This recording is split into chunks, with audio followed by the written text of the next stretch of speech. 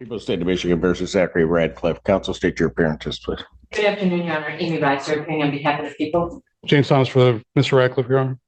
All right, I guess the first order of business is there have been added counts 12 through 33. Counsel, I presume you've been presented with.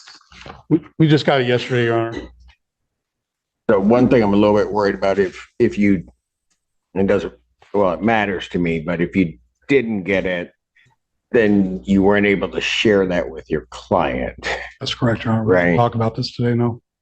Because one thing that I have to do is I have to arraign him on counts 12 through 33. But if he hasn't seen them, don't know what they are, I don't know how productive that would be to try to do that.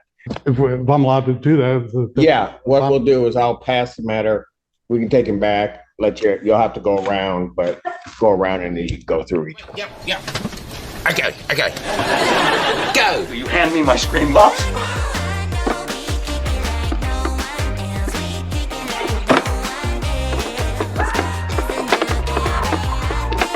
Now go. Counsel, you had an opportunity to go through the amended complaint on this case. I did, Your Honor. All right. As to counts 12 through 33, as to the arraignment on those counts, do you waive formal reading of those counts? We do, Judge. And your client wishes to stand mute to those counts at this time. I'll plead not guilty. All right. And then having waived formal reading, pleading not guilty, court will enter those pleas as to those counts. All right. And now what are we doing today on this case? Well, we're set for PCC, so what are We can continue to exam. We can set another probable cause conference if counsel wants.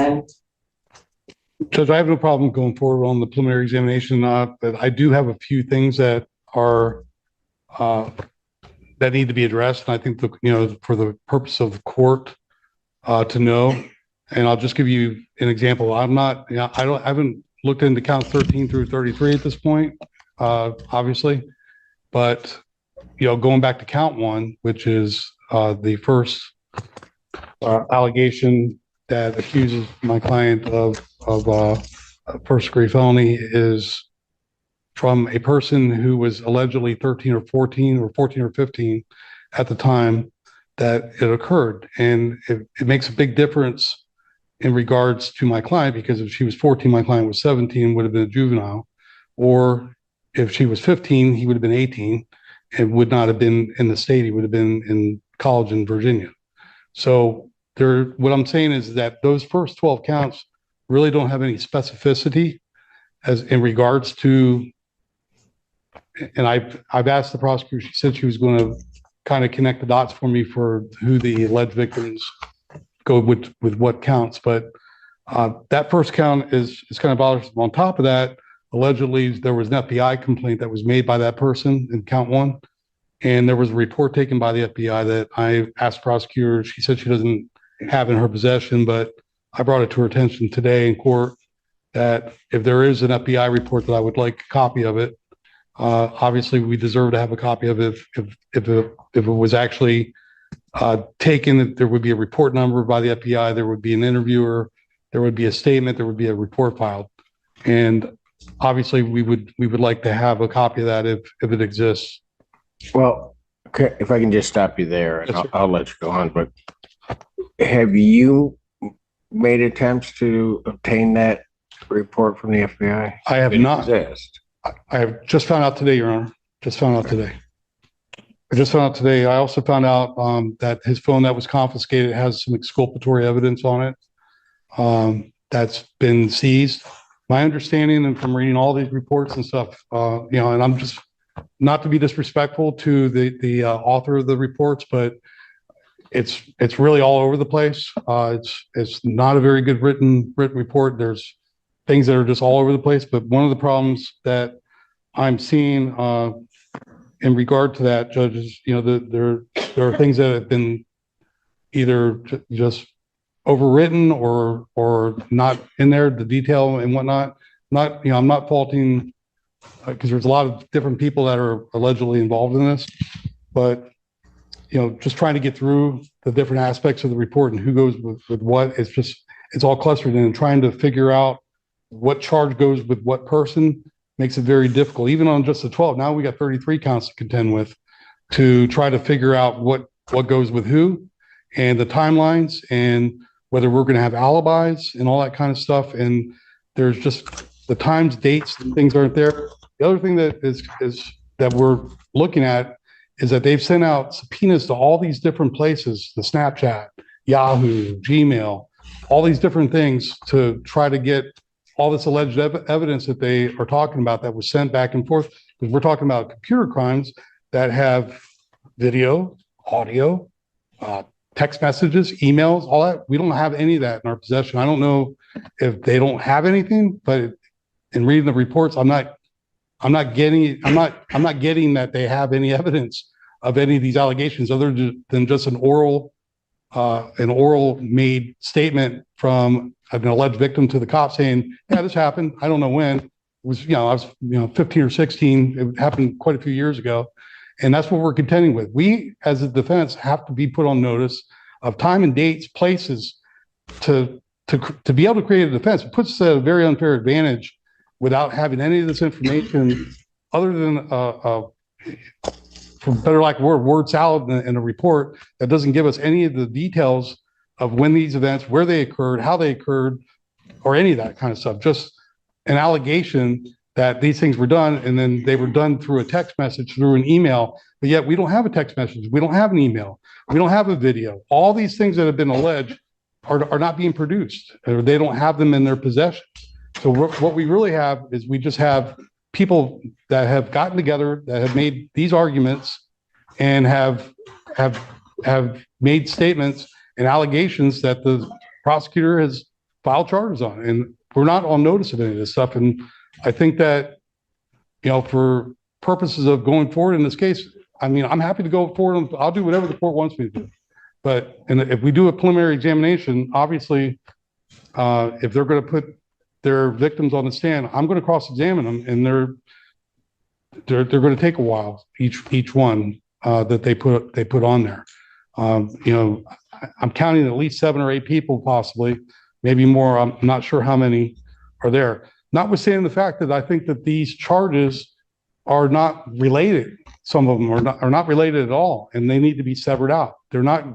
You can't just lump all this into one case and say, you're going to go to trial in one large conglomerate case. That's not the way. These things, from what I'm reading, happen at different places, different times, different, allegedly, and didn't happen at the same time. But at least as I understand it, these are, and certainly I'll let the people speak for themselves, but these are tied together really by your client's position vis-a-vis these victims.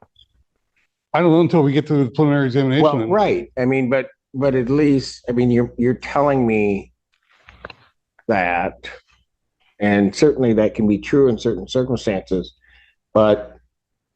Well, just for an example, Your Honor, count 1 is from 13 or 14 years ago.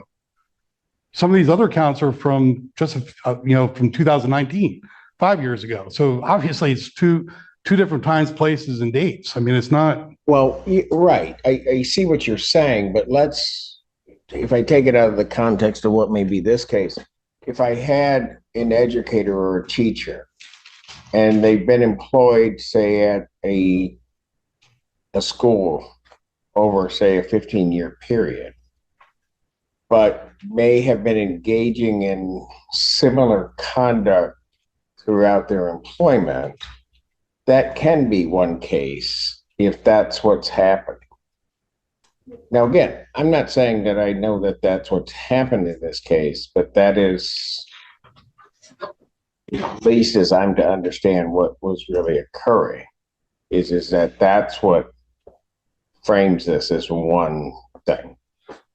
Right. And again, if we go through a preliminary examination, the court finds that these are relatively relevant in that aspect, and then that would obviously be the court's decision to do that. I'm saying that from what I've read and what I'm seeing, I think that there is going to be severability on some of this stuff, and maybe not all of it, but some of it. And, obviously that's going to be up to the court to make that determination. Obviously, whatever gets found over, if anything gets found over, I obviously would make that same argument to the circuit court judge if I had to, because I don't think that they are going to be relevant in that aspect. You know, some of these involve boys, some involve girls, Yeah, but I don't know that the gender of a potential victim is going to be a basis upon which to sever these counts. But you know, certainly you can make whatever argument you make, but as I understand, there is a certain element that ties them, and I think that being as I'm to understand it, and again, I'm not saying any of these as though I necessarily know, but at least what's been represented, because I was sworn out the counts 12 through 33 when they were sworn out.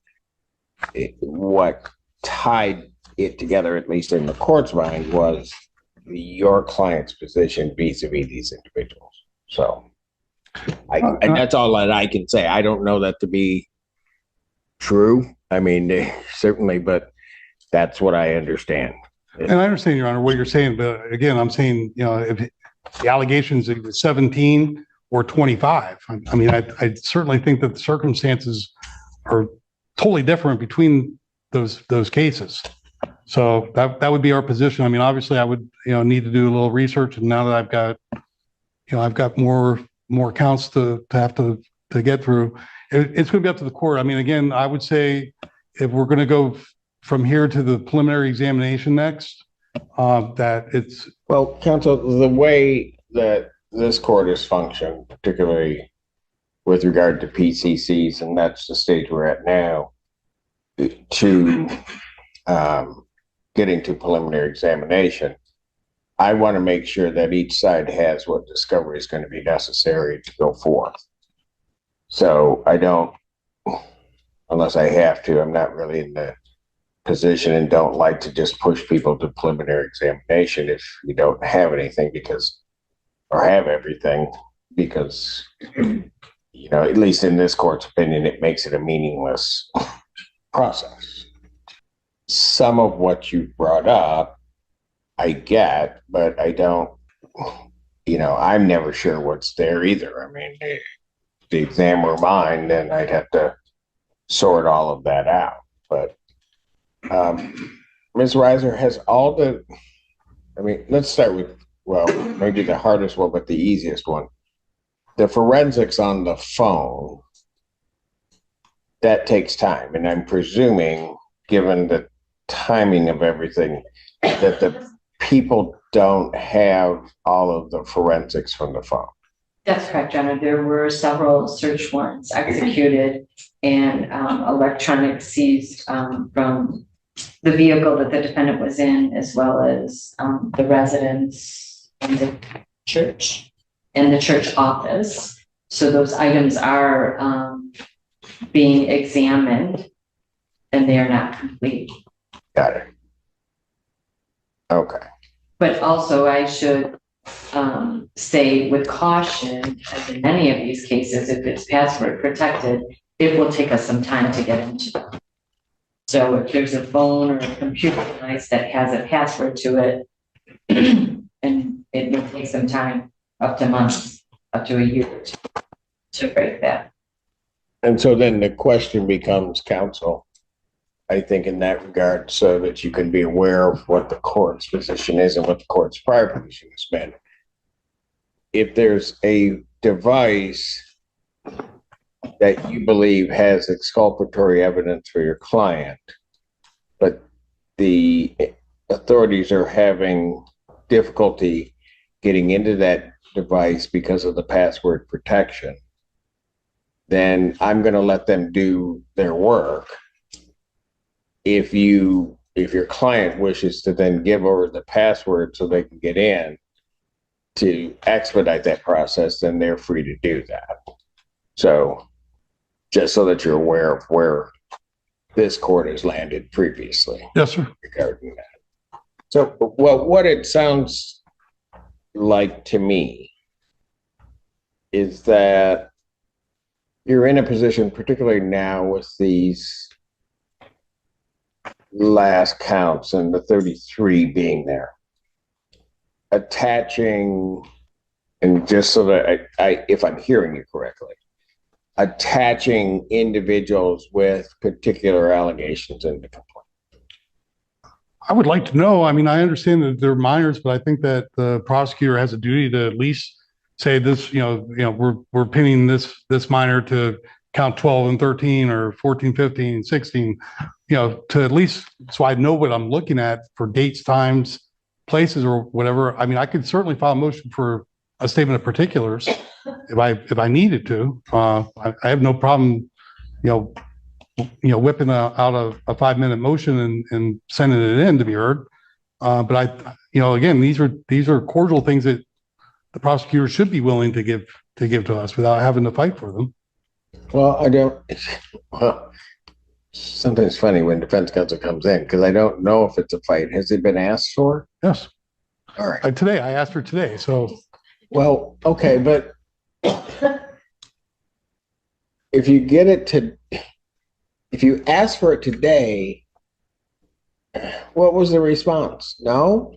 No, I think that she will be. I'm just putting it on the record, Your Honor, because I have asked for it today. I mean, obviously, my client's incarcerated, and this case is already, over a month old at this point, month and a half or whatever it is. I mean, he's sitting in jail on a very high bond, and obviously, we're waiting on discovery from them to make a determination of how a lot of what they give me is how it determines what I'm going to do. I mean, I can't guess what I'm going to do. I need to have some. I get that, counsel, but if you're just seeking to put this on the record, okay, fine. I mean, then there's not a response that I guess is going to be necessary from the court. I mean, if you ask for things today and their response were anything that you asked for, let me ask this question. Was the response, no, I'm not going to give that? No, absolutely not, Okay. Judge. But I'm saying that was before she didn't know I didn't have the 33 because it got sent to the wrong email. So that's why I don't have the 33 count information. So I didn't get it sent to me. No fault of theirs. They sent it to the wrong email. That's right. And so I was unaware when I walked in here. I thought I was still dealing with counts 1 through 12. I had no idea I had count 1 through 33 until the court brought it to my attention. And I was like, oh, that's a new one on me. So I had spoken to her before that. So I'm hoping that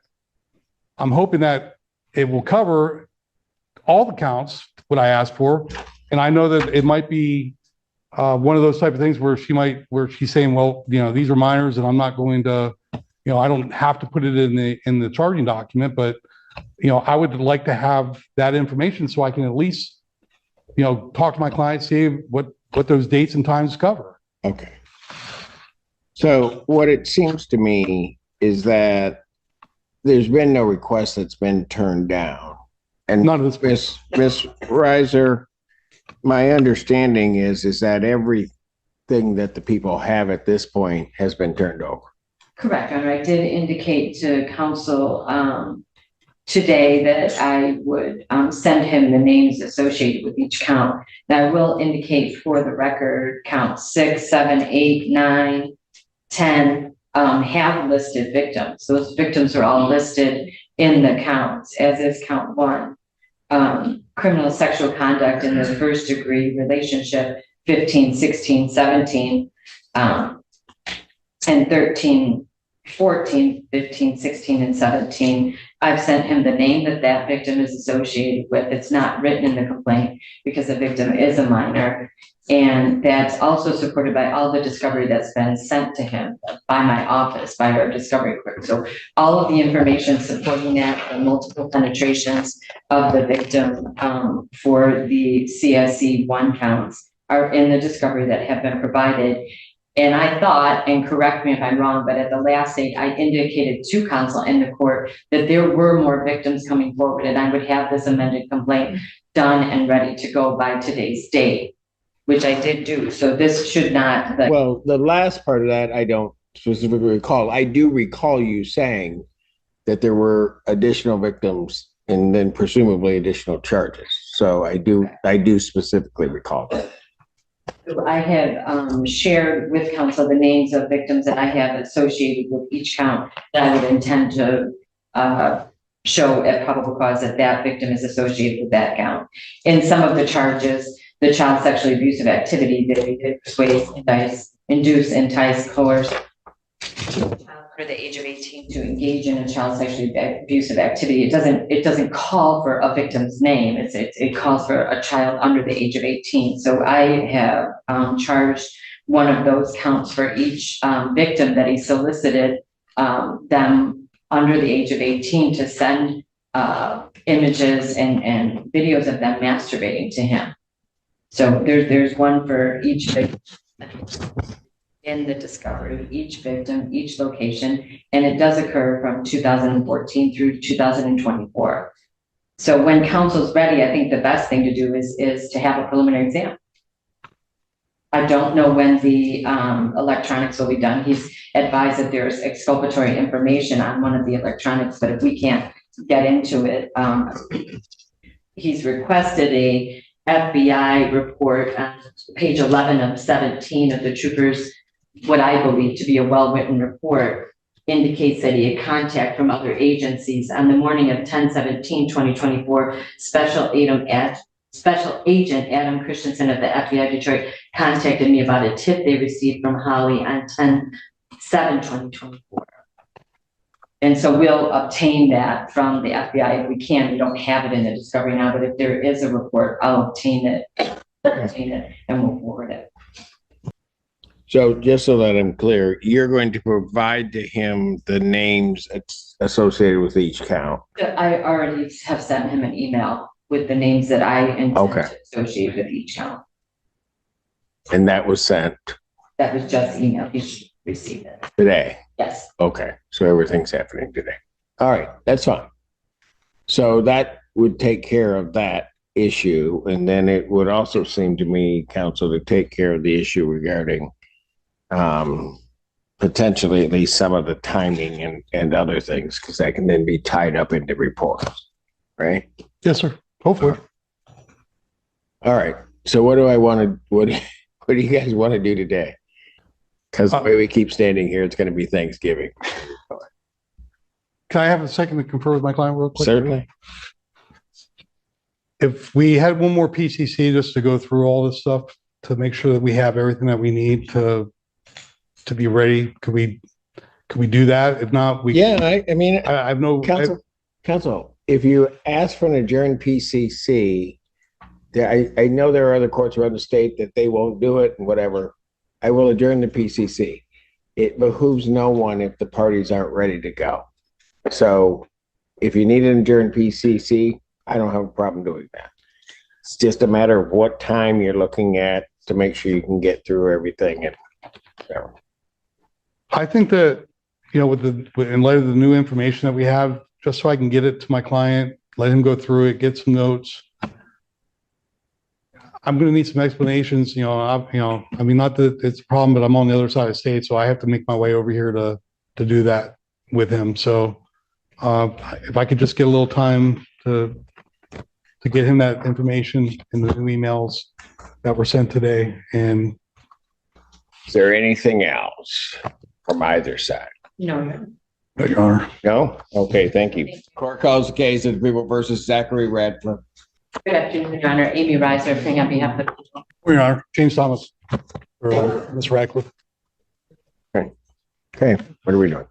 Your Honor, today is the time and date set for the probable cause conference, and all of the discovery has been provided. There are still some electronic devices that are outstanding, but I don't know when those will be done. So I think we could get an exam date, and I would be requesting a special date. I think it will take like a full day. All right. Well, Judge, just to let the court know, she did provide 8 videos on Monday that are, I don't even know how many hours of videos that I have not had an opportunity to even look at yet. These were things that were requested over a month ago and just got them Monday this week, which puts me in a predicament, because obviously my guy's locked up and I would want to have my client be able to watch these videos, which calls into question his bond. in the amount of his bond, because I would like to seek or at least ask for an oral motion to set a bond or reduce his bond at this time if the court would entertain that. Well, I'll always hear bond, but I guess I don't understand your rationale for bond is because you can't view the. Well, there's a couple of reasons for it. One, obviously the limited contact that I'm able to have with my client as far as all the hours of evidence that they just provided to me this week, for one. Two, when he initially was in his preliminary presentation, there was not an assessment that was done whatsoever for the bond. He had an attorney there, but according to my client, the attorney really didn't say anything on his behalf, and a $3 million bond was put into place.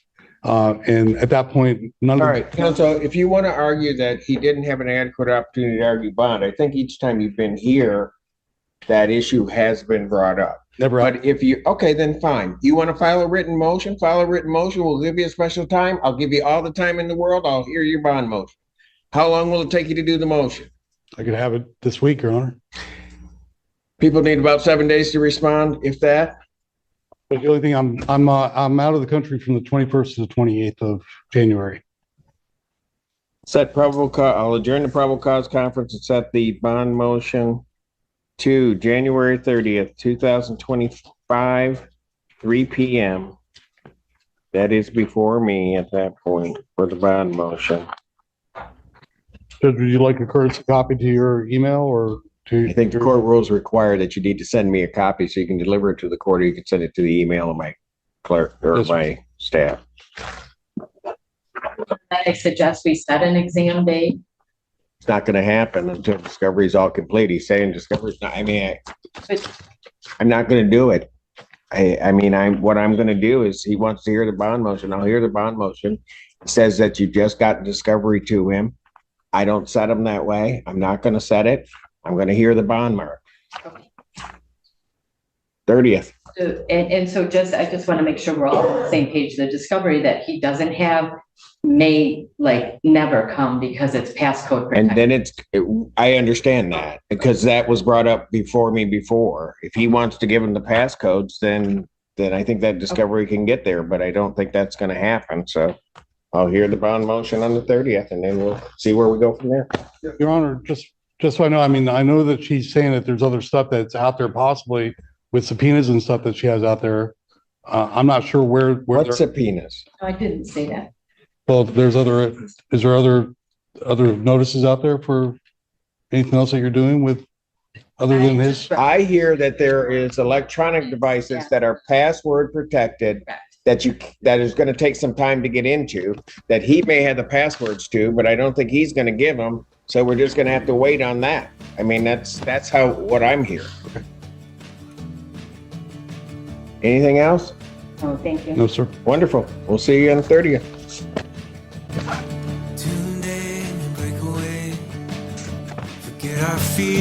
Are you kidding me? Oh my God. You have got to be kidding me. What is going on today? This is a joke. Today is an interpreter. I need an interpreter when I cannot express myself somewhere. Oh my God, sir, put that cigarette out. I don't give a crap that you are outside of this. What is wrong with everybody today? You know what, Miss Reed, we're going to start bringing people in first. You're going to learn how to act in a courtroom. Can you hear it? Can you hear it? Ma'am? Ma'am? Can you hear it? Okay. Come and go, some No taste. Trust me, at the end of the day, I'm sitting up here, I'm the one that needs a drink.